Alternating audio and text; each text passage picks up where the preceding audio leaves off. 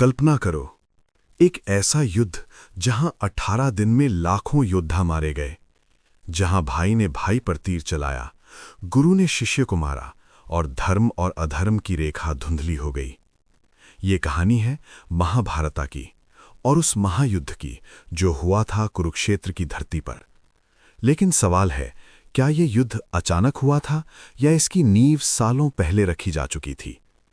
हस्तिनापुर के राज सिंहासन पर बैठने का अधिकार था पांडवों का, लेकिन दुर्योधन उसे ये स्वीकार नहीं था। षड्यंत्र शुरू हुआ, लाक्षागृह, वनवास और फिर सबसे बड़ा अपमान, द्रौपदी का चीरहरण। उस सभा में मौजूद थे भीष्म, द्रोण, कर्ण, लेकिन कोई नहीं बोला। उसी दिन तय हो गया था, युद्ध होगा। युद्ध से पहले श्री कृष्ण शांति दूत बनकर गए। कृष्ण ने कहा, 5 गांव दे दो, लेकिन दुर्योधन ने कहा, सुई की नोक जितनी जमीन भी नहीं। और यहीं से धर्म युद्ध तय हो गया। युद्ध भूमि में अर्जुन अपने ही रिश्तेदारों को देखकर कांप उठा। उसने धनुष नीचे रख दिया। तभी श्री कृष्ण ने दिया भगवद गीता का उपदेश, कर्म करो, फल की चिंता मत करो। और अर्जुन फिर से खड़ा हो गया। भीष्म पितामह बने सेनापति। भीष्म अजेय थे, कोई उन्हें हरा नहीं पा रहा था। 5 दिन तक पांडव सेना टूटती रही। रणनीति बदली गई, शिखंडी को आगे रखा गया। भीष्म ने शस्त्र नहीं उठाया और तीरों की शैया पर गिर पड़े। पहला बड़ा स्तंभ गिर चुका था। अब सेनापति बने द्रोणाचार्य।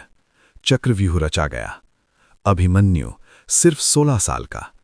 अभिमन्यु ने चक्रव्यूह तो तोड़ा, लेकिन बाहर निकलने की विधि नहीं जानता था। 7 महारथियों ने मिलकर उसे घेर लिया और वहीं एक योद्धा पुत्र शहीद हो गया।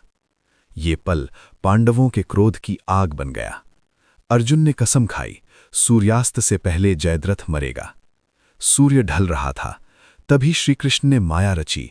अंधेरा हुआ, जयद्रथ बाहर आया और अर्जुन का तीर सीधा उसके सिर में। अगले दिन द्रोण को भी छल से हराया गया।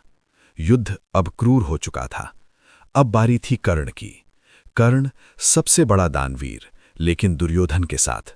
उसका रथ कीचड़ में फंस गया। नियम कहता था, निहत्थे पर वार नहीं, लेकिन कृष्ण ने अर्जुन से कहा, अभी, और कर्ण मारा गया। अंत में बचा दुर्योधन।